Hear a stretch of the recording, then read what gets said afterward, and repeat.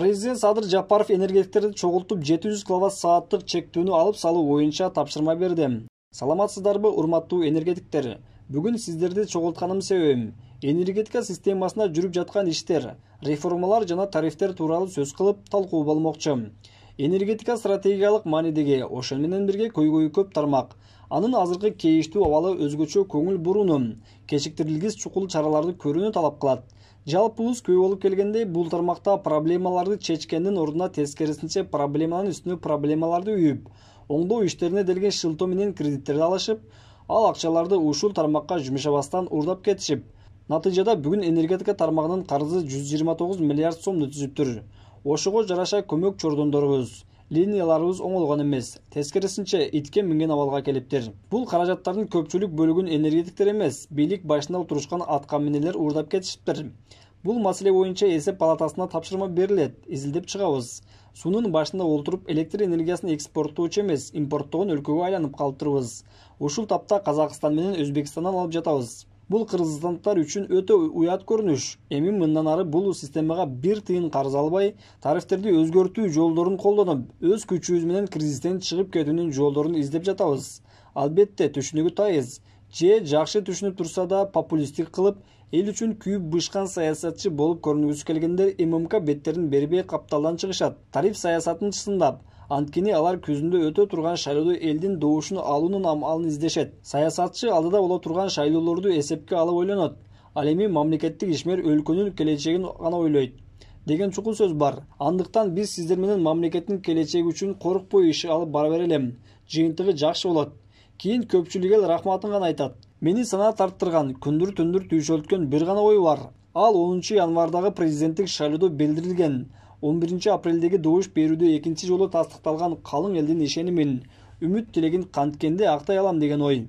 Кыргызстандын энергетика тармагы биздин мурунку муунду мураска калган. Ошолордун караанда мээнети, маңдай тери менен төптөлгөн эң зор байлык. Бүгүнкү күндө энергетика тармагы эмнеге мындай өтө оор абалга түшүп болду?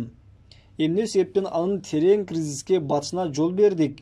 Эми аны канткенде сактап калабыз? Бул суроолор баарыбызды кажалат ойго салат.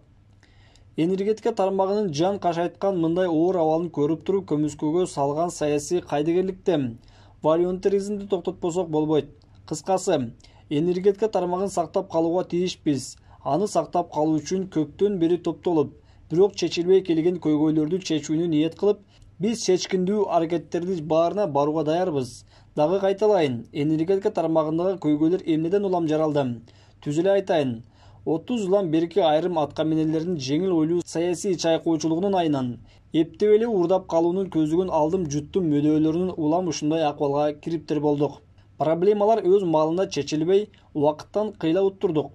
Эскертип коеюн, биз эми мындай шалакылыкка экинчи жол бербейбиз. Биз эптеп эле элди алдап, алагды кылуудан алыспыз. Ошол эле маалда биз болжол пландаштырып жаткан энергия системасындагы реформалар эл журтка оорчулук келтирбей, залалы тийбеши керек.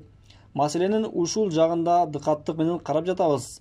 Өлкөнүн саясий жетекчилиги жана энергетика министрлигиндеги жаңы команда бул багытта өтө маанилүү маселелер менен алып барышууда.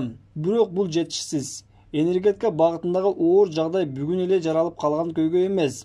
Башкаруучулардын 30 жылдан берки шалаакылыгынын натыйжасы экендигин туура түшүндүрүп, алдыдагы иш-чаралардын маани маңызын элге жеткирүү үчүн бүтүндөй өкмөт, бардык министрлер, акылы сергек жарандарыбыз жапа тырмак аракеттенүүсү кажет.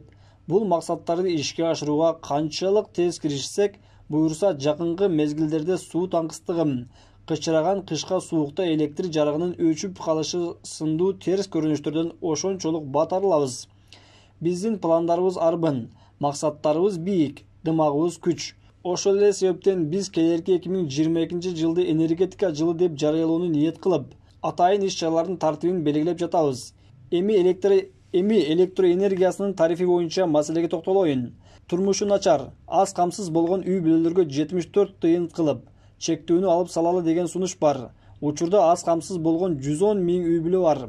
Бул социалдык жактан камсыз кылуу мекемесинен алынган маалымат. Жергиликтүү бийлик өкүлдөрү менен энергетиктер биргелешип дагы бир жолу тактап чыгышса, бул тизме дагы көбөйүшү мүмкүн. Тактап чыгуу боюнча тапшырма беребиз. Тоолуу жана жашоо шарттары оор алыскы райондорго 1 сом 4 тыйындан берип, чектөөнү таптакыр алып салалы деген сунуштар бар. Ал эми жашоо турмушу Кудайга шүгүр үй бүлөлөргө 1 сом 48 тыйындан сатуу сунушталып жатат. Чектөө алынат. Бирок суунун тартыштыгына байланыштуу ушул категориядагыларга кышкы мезгилдерде 1000 киловатт-сааттан ашса 2 сом 29 тыйындан болсун деген сунуштар бар. Бул бүгүнкү күндөгү электро энергиясынын өздүк наркы. Кудай буйрса сууну толтуруп алсак, кийин чектөөнү алып салабыз. Азыркы тапта суунун көлөмү жогорулай баштады. Ушул кадамдарга барганыбызда гана биз 2025-жылга барып энергетикалык кризистен чыгат экенбиз. Эмне үчүн аз камсыз болгон үй бүлөлөр менен алыскы тоолуу райондордо жашаган? Жашоо шарттары оор бүлөлөргө арзан тариф сунушталып жатат. Анткени 30 жылдан бери аз камсыз болгон үй бүлөлөр менен жетиштүү шартта жашаган үй бүлөлөр бирдей тариф сунушталып келген. Мындан ары бардык тармактарда реформаларды жүргүзүүдө аз камсыз болгон үй бүлөлөрдүн абалы биринчи кезекте эске алынып, көңүл буруларына ишендирем, деди Садыр Жапаров.